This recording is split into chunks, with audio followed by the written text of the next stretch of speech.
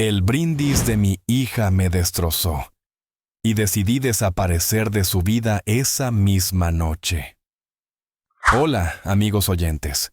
No les quitaré mucho tiempo, solo un minuto. Necesito mucho el apoyo de cada uno de ustedes. Por favor, suscríbanse a mi canal El Rincón de Reddit. Ayúdenme a acercarme a mi sueño de 500 suscriptores. También les agradeceré sus me gusta y comentarios. La opinión de cada uno de ustedes es importante para mí.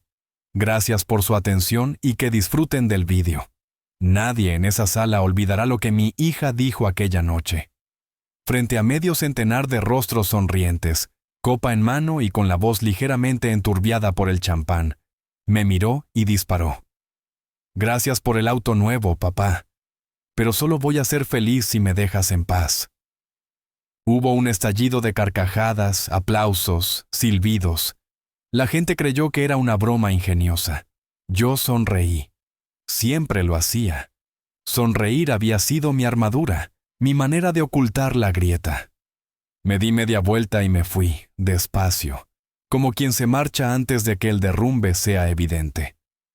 Nadie imaginó que mi desaparición comenzaba en ese instante. Durante años estuve convencido de que el amor, si se daba sin reservas y con la obstinación suficiente, podía sellar cualquier fractura. Me lo repetía como un mantra, como si fuera sabiduría. En realidad, creo que solo era un mecanismo de defensa para no aceptar lo contrario. Fui padre soltero no por vocación heroica, sino por obligación.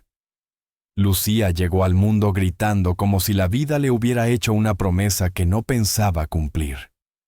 Su madre aguantó 9 años antes de marcharse. Dijo que la maternidad no era lo suyo, como si hubiera sido una pasantía mal remunerada. Yo recogí los pedazos y armé una vida alrededor de esa niña. Aprendí a trenzar su cabello con manos que temblaban de torpeza. Metí pequeñas notas en su almuerzo para que recordara que no estaba sola. Me dormía en su cama después de leerle cuentos que ella fingía no disfrutar. Estuve en cada festival escolar, en cada concierto desafinado, en cada cita con el dentista. Creí que la constancia era una forma de amor que al final sería recompensada. Hoy soy dueño de una pequeña empresa de construcción que levanté ladrillo a ladrillo, deuda tras deuda, hasta dejar de hundirme. No soy ostentoso, pero para su cumpleaños número 25 quise dar un golpe sobre la mesa. Un Lexus nuevo, blanco perlado, interior de cuero, equipado con cada lujo posible. No era solo un coche, era una declaración. Te veo. Estoy orgulloso. Siempre tendrás un lugar conmigo. No advertí que sería el último regalo que le daría. La mujer que se acercaba a soplar las velas ya no era del todo mi hija. Elegante, segura, deslumbrante, y fría de un modo que me resultaba ajeno. Hacía meses que nuestras conversaciones eran ráfagas superficiales. Llevábamos más de un año sin hablar de verdad. Me decía que así eran los jóvenes ahora, distantes, ocupados, autosuficientes. Yo era una reliquia sentimental en su vida. La fiesta fue en la casa de su madre, lo que ya era una mala señal. Lucía insistió en que sería terreno neutral. Irónico. La mujer que nos había dejado ahora era territorio seguro. Llegué antes que todos, como siempre. Coloqué mesas, llevé el pastel, pagado en secreto por mí, y aparqué el Lexus frente a la entrada, coronado con un lazo rojo. Sí, era cursi. Pero imaginaba sus ojos humedecerse, un abrazo prolongado, quizás un gracias, que sonara real. Cuando me vio, corrió hacia mí con el teléfono grabando. «¿Papá, no lo hiciste?» Su tono era una mezcla de sorpresa y juicio. «¿Un Lexus? ¿Quién necesita un Lexus? Estás loco». La multitud rió. Yo asentí, aceptando mi papel de payaso noble en su pequeña obra. Entonces llegó el brindis. Lucía, en una tarima improvisada, micrófono en mano, me regaló una sonrisa idéntica a la de su madre antes de lanzar la estocada. Y un aplauso especial para mi papá, que me compró este auto absurdo. ¿Quién hace eso? Solo mi papá. Las risas volvieron a llenar el aire. Yo sonreí una vez más, sabiendo que esa mueca sería la última que le regalaría. Seguí sonriendo. El músculo de la mejilla ya no respondía a voluntad. Era un gesto automático, como el parpadeo. Ella dejó que el silencio se estirara unos segundos más, saboreando la atención. Y entonces, con esa teatralidad que heredó de su madre, remató. La única manera de que realmente me hagas feliz es si me dejas en paz. Hubo un estallido, risas, silbidos, vítores. El sonido me atravesó como un vidrio roto. Ella sonrió satisfecha, como una actriz que clava la última línea de la noche.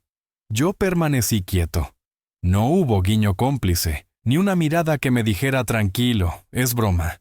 Solo un sorbo más de champán y el micrófono pasando a manos de su amiga. No hice escena, ni un portazo, ni un gesto dramático. Caminé despacio hacia la salida, atravesando el calor sofocante del salón, el murmullo de las conversaciones ajenas, el olor dulzón del buffet. Crucé junto a la cabina del DJ sin que mi sombra llamara la atención de nadie. Al llegar al aire libre, me di cuenta de que no lo sentía. Era como si mi cuerpo no me perteneciera. Subí a mi vieja camioneta, la de trabajo, esa que nunca presumía. Me quedé con las manos en el volante inmóvil, mirando un punto fijo en la oscuridad. Déjame en paz. En su boca sonó como una broma ligera. En mis oídos fue un permiso, o una sentencia. No lloré, no esa noche. Me quedé allí hasta que la música murió y las luces de la casa se apagaron una a una. Nadie salió a buscarme, ni ella, ni su madre, ni ninguno de los que celebraron mi humillación como si fuera entretenimiento gratuito. La decisión llegó sin rabia, sin temblor, nítida.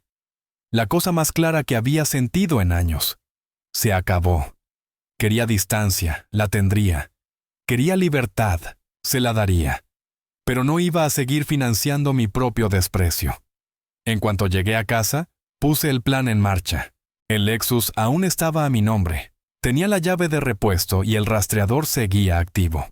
Ni siquiera había transferido el seguro. Primera llamada. El concesionario. Podían enviar una grúa a la mañana siguiente. Después, el banco. En 10 minutos, congelé la cuenta conjunta que abrimos cuando empezó la universidad y la tarjeta de emergencias, que había pagado 2 viajes a Miami y un océano de Ubers. No toqué los saldos, no robaba, solo cerraba compuertas. El paso más duro fue la casa. 2 años atrás, cuando dijo que quería mudarse pero no podía pagar un alquiler decente, yo había comprado esa vivienda. Algo me dijo que no la pusiera a su nombre, y ahora me alegraba. Llamé al administrador. Tendría nuevos inquilinos a fin de mes. Yo cubriría la mudanza y un almacén temporal. Una última cortesía. No dormí. Permanecí en el sofá, luces apagadas, repasando cada señal que ignoré. Sus ojos rebotando en el techo cuando hablaba, las llamadas no devueltas, el «yo también te quiero, papá», dicho como un trámite. Recordé su show de talentos en 6º grado, cuando olvidó la letra y salió llorando. Recordé la noche que cumplió 18, y le regalé un álbum con cada nota y dibujo que había guardado desde su infancia. También rodó los ojos esa vez. El día siguiente fue puro silencio. Imaginé que aún lidiaba con la resaca, enseñando el coche a sus seguidores. Pero al mediodía, el Lexus ya estaba camino al concesionario, y su tarjeta fue rechazada en una cafetería boutique. Lo supe porque la app del banco me alertó de un posible fraude. A las 10 de la noche, llegó el primer mensaje. «Papá, ¿estás jugando con mi cuenta? Mi tarjeta no funciona». No respondí. Minutos después. «Papá, en serio no puedo entrar a la casa. ¿Qué está pasando?» Seguí en silencio. Ella había pedido silencio. Yo solo cumplía. Por la mañana comenzaron las llamadas. No la bloqueé, pero tampoco tuve intención de responder. Dejé que cada llamada se desvaneciera hasta el último tono, que cada mensaje quedara suspendido en el buzón de voz, como ecos que se negaban a morir. En el tercero, su voz había pasado de la sorpresa a la irritación. ¿Qué demonios está pasando? No puedes simplemente quitarme todo. Esto es demente. Estás actuando como un loco. Otra vez esa palabra, loco. Como si yo hubiera perdido el control, cuando en realidad, por primera vez en años, lo había recuperado. El cuarto mensaje me golpeó distinto. Papá, por favor. No era en serio. Solo estaba tratando de hacer reír. Todos me estaban mirando. Por favor, llámame. Sentí que mi mano se movía sola, que mi pulgar buscaba su número. Casi cedo. Pero la imagen de ella sobre aquella tarima, usando su ingenio como cuchillo para arrancar risas fáciles, volvió con la nitidez de una herida reciente. No, no era un lapsus aislado. Era la culminación de un hábito, de años de pequeñas faltas de respeto envueltas en ironía. Al tercer día, el sarcasmo se había evaporado, y lo único que quedaba era urgencia. Los mensajes llegaban atropellados, como si las palabras corrieran antes que el pensamiento. No pensé que de verdad lo harías. No me dejes así. No sé qué hacer. Lo siento. La parte de mí que había aprendido a consolarla desde bebé, que la sostuvo incluso cuando me rompía, vaciló. La otra, la que había soportado la humillación en silencio, no se movió ni un centímetro. Decidí llamarla. Contestó al instante. ¿Papá? Su voz era un hilo áspero, desgastado por el llanto y el insomnio. Respiré hondo. Me dijiste que la única manera de hacerte feliz era dejándote en paz. Era una broma. Fui una idiota. No lo pensaba de verdad. Pero lo dijiste. Y lo dijiste delante de todos. Me dejaste en ridículo. Es que estaba nerviosa. No sabía qué decir. No voy a seguir así, Lucía. Te di más de lo que debía y tú lo recibiste como si fuera una obligación mía. Tal vez fue mi error. Pero no pienso seguir desangrándome para alguien que se ríe mientras lo hago. Silencio. Olvídate de que existo. Vive tu vida. Eso es lo que querías. Colgué. Dejé el teléfono boca abajo sobre la mesa. Vibraba de vez en cuando, como un corazón débil que insiste en seguir latiendo. No quise escuchar más súplicas disfrazadas de disculpa. Dejé que el silencio se instalara en la casa, que se expandiera como humo frío, ocupando cada rincón donde antes habitaba su voz. Aquel lugar había sido un hogar, incluso después de que ella se marchara. Ahora se sentía como un museo vacío, con las paredes llenas de retratos invisibles de todas nuestras versiones fallidas. Por primera vez, no sentí que tuviera que dar explicaciones. Pasé el día limpiando, no por costumbre ni por esperar visitas. Necesitaba que mis manos hicieran algo. Pulí las encimeras hasta que los azulejos devolvieron mi reflejo. Aspiré el polvo bajo el sofá y encontré migas de palomitas y recibos antiguos. Guardé en cajas las fotos de Lucía, cumpleaños, graduaciones, la playa cuando aún no tenía dientes frontales. No las destruí, solo las aparté de mi vista, como quien traza una línea invisible. La casa estaba tan silenciosa que encendí la radio, rock clásico a bajo volumen. Me senté con una taza de café negro que sabía a reproches carbonizados. Entonces sonó el teléfono. No era ella, era su madre. ¿Estás loco?, lanzó sin preámbulo. ¿De verdad le quitaste el auto? ¿Congelaste sus cuentas? Solo le di exactamente lo que pidió. Contesté, sereno. No empieces. Era una broma, una maldita broma. Nadie se estaba riendo conmigo, solo de mí. Ese es el chiste, le dije con calma. Al otro lado hubo una pausa, como si rebuscara en la memoria una línea ensayada. Lo único que quieres es controlarla. Me salió una risa breve, sin ironía ni malicia, solo ese aire cansado que tiene la verdad cuando se admite en voz alta. Hace mucho que no tengo control sobre Lucía. Ese es el verdadero problema. Estás exagerando, y aún así continúas consintiéndola. Siempre lo has hecho. Caminé hacia la encimera, el café ya helado entre los dedos. Es nuestra hija, sí, pero ya es una adulta. Y si esto es lo que ha elegido ser, no pienso seguir pagando por ello. Colgó sin despedirse. Me quedé mirando el teléfono como si pudiera darme una respuesta que nunca llegaría. Los días siguientes fueron una niebla. No abrí redes sociales. No hacía falta. Podía adivinar el guión. Mensajes velados buscando compasión. Frases mordaces disfrazadas de reflexión. Quizá una foto llorando con un pie de foto tipo, algunas personas te muestran quiénes son. El libreto era predecible. Bochorno público. Caos en privado. Duelo escenificado. La misma vena teatral que su madre, aunque en el fondo me preguntaba si, entre tanto drama, empezaba a sentir la gravedad de lo que había hecho. En el quinto día, el teléfono quedó mudo. Ni una llamada, ni un texto. Silencio absoluto. Tendría que haber sido un alivio, pero se sentía como mirar al vacío desde el borde de un acantilado después de un derrumbe. Estable, aunque frágil. No dudaba de mi decisión, pero eso no impedía que doliera. Esa tarde crucé la ciudad hasta la casa de mi hermano Alejandro, un hogar sencillo con un columpio en el porche y un jardín de flores que su esposa renovaba cada primavera. Alejandro era el equilibrado, menos sentimental, más directo. «Parece que te pasó un tren por encima», dijo al abrirme la puerta. «Es más o menos así». Nos sentamos en el porche con cervezas, dejando que la noche cayera como una manta tibia sobre las calles. Después de escuchar la historia, preguntó, ¿lo dijo delante de todos?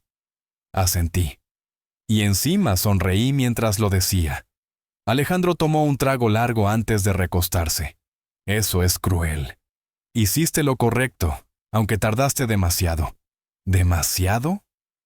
Llevas años persiguiendo su afecto, hermano. Cubriendo con dinero una herida que pedía sinceridad. Hoy, por fin, le hablaste claro. No discutí. La tentación de justificar cada gesto estaba ahí, pero tenía razón. No se siente bien. No, nunca lo hace. Pero a veces la paz se disfraza de pérdida, y hay que aprender a soportarlo. No hablamos mucho más. Nos quedamos en la penumbra, con las cigarras llenando el silencio. Dos hermanos que aprendieron a vivir con distintos tipos de abandono. Cuando llegué a casa, la luz roja del contestador parpadeaba. Dudé en escuchar el mensaje, pero algo me empujó a hacerlo. Papá, si nunca quieres volver a hablar conmigo, lo entiendo. Solo quiero que sepas que no quise lastimarte. Trataba de ser graciosa y ahora veo lo absurdo que fue. Metí la pata. Lo sé. Todo lo que hiciste por mí, nunca lo agradecí como debía. Fingí que no me importaba, pero sí me importaba. No sabía cómo demostrarlo. Por favor, no me cierres la puerta del todo. La grabación se cortó. No la repetí. No la guardé. Mi dedo presionó el botón de borrar como si pesara una tonelada. Me quedé observando el teléfono en silencio. Tal vez quería convencerme de que era un momento de sinceridad y no de manipulación. Pero las cicatrices que me había dejado ya eran demasiadas para volver a acercarme tan pronto. Las lágrimas no bastan para cambiar a alguien. El crecimiento exige tiempo, y ese camino, lo quisiera o no, tendría que recorrerlo sin mi mano guiándola. Al principio, la respuesta del mundo fue un silencio incómodo. Miradas esquivas en la iglesia, charlas que se evaporaban cuando cruzaba la puerta, hombros fríos de gente que antes preguntaba por Lucía con sonrisas de domingo. Sentía su juicio en el aire, espeso como humo rancio. No sabían la historia completa, nadie la sabe. Solo la versión mutilada que corría de boca en boca. Que le había quitado el coche, bloqueado las cuentas, echado de casa. Y la pregunta no dicha flotaba en sus ojos. ¿Qué clase de padre hace eso? No me molesté en justificarme. Hay personas que no buscan entender. Prefieren la superioridad moral a la verdad. Les dejé su pequeño escenario. Ya no tenía nada que defender. Las llamadas, sin embargo, fueron otro frente. La primera, Alba, mi hermana. «Tienes que arreglar esto», disparó en cuanto contesté, sin saludo ni cortesía. «No hay nada que reparar. Es tu hija, Manuel. No puedes darle la espalda a tu propia sangre». Ella me dio la suya primero. solo que lo hizo con una sonrisa y un micrófono. Estás siendo mezquino. ¿No? Estoy siendo honesto. Alba no entendía. Como tantos otros, se aferraba al mito de la paternidad sin límites. Esa idea de que no importa cuánto te hieran o te falten al respeto, debes quedarte, dar más, aguantar más. Yo empezaba a aprender que el amor verdadero también requiere límites, que a veces cuidar significa retirarse antes que rescatar. Unos días después apareció Marta, su hija. Llegó sin avisar como cuando era pequeña y se colaba en mi casa después del colegio. Ahora tenía 28 años y una mirada que no tolera las mentiras. Traje comida tailandesa, dijo alzando una bolsa. Y no he venido a compadecerte. Me hice a un lado para que pasara. Desparramó los recipientes sobre la encimera como si fueran de su propia cocina. Sé que todos están encima de ti, comentó mientras servía, y sé que debes estar agotado de explicarte. No me explico. Ignoro, asintió. Correcto. Entonces dime, ¿por qué no estás equivocado? Pensé que estabas con Lucía. Lo estaba, hasta que la vi en TikTok llorando y diciendo que la dejaste sin previo aviso. Le pregunté qué dijiste tú en la fiesta. Me lo repitió palabra por palabra, y esperé. Negó con la cabeza. Ella lo cree gracioso todavía. Me ridiculizó. Lo habría soportado en privado. Incluso la habría perdonado si después me hubiera buscado. Pero no lo hizo. No te lo merecías, dijo. Pero dime, ¿por qué ahora? ¿Por qué no hace años? Culpa, tal vez. Porque su madre se fue y yo trabajaba todo el tiempo. Creí que si le daba lo suficiente, se sentiría plena. O volvería a quererme como antes, cuando era niña. Ya no lo es. Lo sé, pero sigo viendo a esa pequeña que se metía en mi cama durante las tormentas, y me agarraba la mano como si fuera un ancla. Marta cruzó la mesa y puso su mano sobre la mía. Tal vez sea momento de que dejes de correr detrás de esa niña, y dejes que sea ella quien te alcance. Nos quedamos quietos, respirando un aire pesado de dolor y lucidez. Al día siguiente, en la ferretería, me topé con Carlos, un viejo amigo fontanero con el que había hecho trabajos años atrás. No nos veíamos desde hacía meses, pero al cruzarnos en el pasillo de iluminación, me saludó con un gesto de cabeza. Manuel, me llegó lo que pasó. ¿Sí? Respondí con cuidado, midiendo la voz. Me preparé para el sermón que casi siempre venía con esa pregunta, pero Carlos me sorprendió. Solo quería decir que entiendo lo que hiciste, dijo. Mi hijo me borró de su vida cuando dejé de pagarle el alquiler. Me llamó traidor. Hace un año que no cruzamos palabra. Lamento oírlo, contesté, sincero. Él encogió los hombros como quien ya aprendió a vivir con la herida. Ser padre, a veces, es aceptar que serás el villano en su historia. Al menos por un tiempo. Aquella frase me acompañó como eco durante días. Esa misma noche, empecé a anotar pensamientos en una libreta. Nada elaborado, solo frases sueltas, intentando separar lo que era culpa de lo que era aprendizaje. En una de esas páginas escribí: no es que dejara de amarla, es que por fin decidí amarme también a mí. Y esa verdad me golpeó como una revelación. Por primera vez me estaba ofreciendo a mí mismo la compasión que siempre había reservado para otros. Hacia el final de la semana, las cuentas de Lucía en redes sociales quedaron en silencio. Ni indirectas, ni fotografías nuevas. No sabía si era señal de aceptación o de que estaba preparando la siguiente jugada. No quise averiguarlo. Por primera vez en años, no sentía la obligación de arreglar nada. Esa tarde me senté en el porche, un vaso de whisky entre las manos, mirando cómo el sol se hundía. Sin teléfono, sin notificaciones, solo el viento y la certeza incómoda de que la paz no siempre es cálida ni amable. A veces es gélida, a veces vacía. Pero es honesta. El martes llegó escondido en un sobre blanco. Entre facturas y publicidad, ahí estaba. Mi nombre escrito a mano, con una caligrafía que no veía desde antes de que los mensajes de texto sustituyeran las cartas. Me quedé quieto en el porche, palpando el borde del papel como si en ese instante el aire se hubiera vuelto más denso. No era un post buscando apoyo, ni un mensaje de voz. Era una carta de mi hija. No la abrí de inmediato.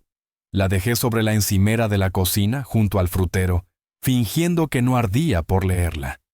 Preparé café, doblé ropa, hasta que la tarde se volvió silencio y no tuve más excusas. Encendí la lámpara pequeña y desplegué el papel. Su letra era apurada, sin cuidado estético, escrita para decir lo necesario, no para impresionar. Papá, no sé cómo empezar. Solo puedo decir lo siento. No como lo dije por teléfono, no como quien busca algo. Esta vez lo digo de verdad. Fui cruel. Creí que hacía un chiste y me equivoqué. Lo supe al verte, pero fui demasiado orgullosa para admitirlo, y detesto eso en mí. Siempre estuviste. Me diste más de lo que merecí, más de lo que agradecí. Me acostumbré a que arreglaras todo, a que aparecieras, a que me perdonaras sin pedirme crecer. Cuando dejaste de hacerlo, algo se rompió en mí. Lo merezco, aunque duela. No quiero el coche, ni la casa, ni el dinero. Solo saber si algún día podremos hablar otra vez, cuando quieras. Te quiero, aunque nunca lo haya demostrado bien. Lo siento, de verdad. La leí 3 veces. Mis manos temblaban, no de rabia, sino por el peso de la franqueza. No era una disculpa perfecta, pero era auténtica. Y por primera vez en semanas no sentí ira acumulada, sino esa tristeza lenta y vieja que nace cuando ves a alguien que amas mirarse de frente después de mucho daño. Dejé la carta sobre la mesa y me quedé mirando por la ventana. Pasaron imágenes. Su mano diminuta el primer día de escuela, su voz adolescente gritándome que no entendía nada, el abrazo silencioso cuando liquidé su deuda estudiantil. Criarla había sido un viaje agotador y hermoso, con curvas que jamás vi venir. No la llamé, no por rencor, sino porque el cambio real lleva tiempo. Las cartas siguen siendo solo palabras hasta que los actos las respaldan. No pensaba abrir mis puertas solo porque ella había abierto su corazón una vez, pero podía recibir el gesto, sin permitir que la herida se abriera otra vez. Esa semana fui al DMV y completé el trámite para transferir el título del viejo Honda Civic 2011, que ella usaba en sus años de universidad. Lo había guardado durante todo este tiempo, como quien conserva un objeto esperando el momento justo. Le hacía falta una batería nueva y neumáticos, pero aún era sólido, confiable, sin lujos. Me pareció un símbolo apropiado, algo que se mantiene porque se cuida, no porque se regala sin más. No añadí una carta ni explicación, solo las llaves y el documento, metidos en un sobre acolchado, enviados a la dirección que su madre me confirmó. No era un perdón, pero sí una rendija, un gesto que dejaba la puerta entreabierta. Pensé que me escribiría al recibirlo, que al menos mandaría un gracias o preguntaría por qué. Pero pasaron los días, luego una semana, y nada. Ningún mensaje, ninguna llamada, solo silencio. Y para mi sorpresa, ese silencio no me atravesó. Me pareció correcto, como si ambos entendiéramos que no era momento de hablar, sino de dejar que el aire corriera. Empecé a buscar maneras de ocupar ese espacio. Caminatas al amanecer, partidas de ajedrez en un club del barrio, entre veteranos de gorra que discutían jugadas en tableros rayados por el tiempo. Uno de ellos, creo que se llamaba Miguel, me preguntó si tenía hijos. Sí, una hija, respondí tras una breve pausa. ¿Se ven seguido? Antes sí, luego no. Y ahora tal vez estamos aprendiendo cómo. Una noche, mientras organizaba herramientas en el garaje, descubrí en la guantera de mi camioneta una tarjeta de cumpleaños que nunca llegué a darle. La había comprado antes de aquella fiesta. Seguía sellada. La abrí. No importa cuánto nos alejemos, siempre serás mi hija. Con amor, papá. Me quedé mirando esas palabras. Eran ciertas todavía. Pero querer a alguien no significa entregarle tu paz. A veces significa reservar un lugar para ese amor, sin permitir que devore todo lo demás.